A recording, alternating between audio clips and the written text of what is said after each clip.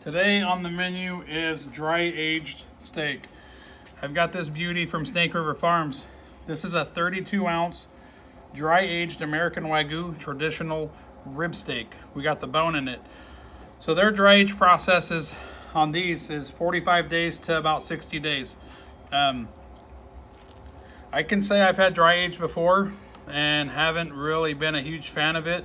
You know, you got to acquire a taste for some of it because some of it will go past 60 days. I can say with this steak, right away I noticed a little bit of a just textural difference as far as maybe the feel of it. Little tacky, but you don't get no off-putting smell or anything. So I've had steaks in the past that just really had that strong, pungent taste. I've had the Snake River dry aged already, and I can say I'm a huge fan of it when I was kind of steered away from it. So something like this is going to be like any other steak that I do. I'm going to smoke it at 225 degrees, build this internal temperature up to about 115 degrees because I'm going for a medium rare. And I'm going to put this on some cast iron and sear it. But as far as how thick it is, I'm going to do a 3-minute per side. So I make sure I get my finish internal temperature close to 130 degrees, give or take a few after resting, and that's what I'm looking for. So simple salt and pepper. We got Jacobsen pepper and Jacobsen kosher sea salt, which goes good on the steak. So that's all I'm going to season it with. And when you're seasoning these, you want to hit all sides. That side, top, bottom, and then all around. Get it all seasoned up. Let it rest for about 20 minutes or so, and then get it on the smoker. So I'm going to get this seasoned up and get it on the Traeger. Okay, so here's the steak. You can see that I've got the salt, pepper nicely on there thoroughly, sides, front, back. So now I'm going to probe it.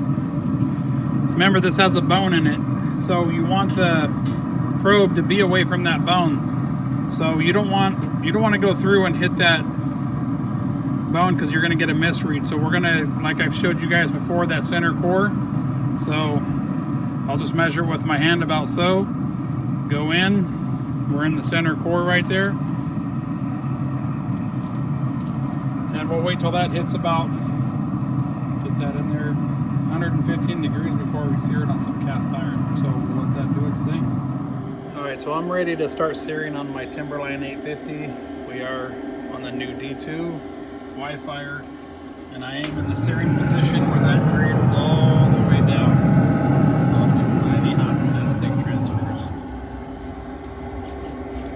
And it'll go down, it'll shoot right back up, and we'll be ready. All right, we're sitting at 115 degrees, so now it's time to just remove that probe.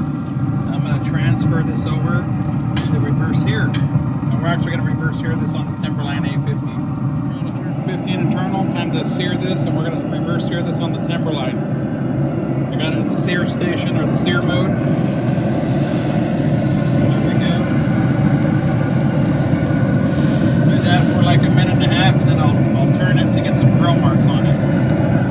All right, now we're going to pick the steak up, and we're going to move it over here.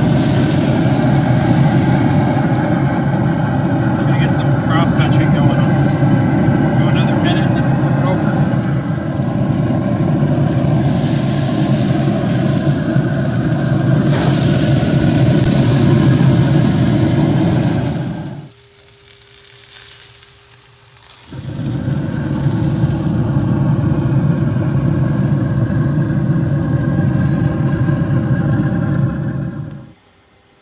All right, well, let's get into this dry-aged beauty. Let's see, I'll cut the bone off.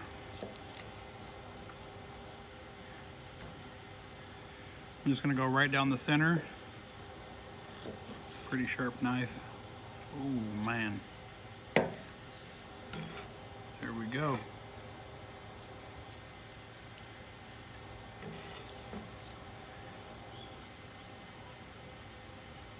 That's what we're looking for.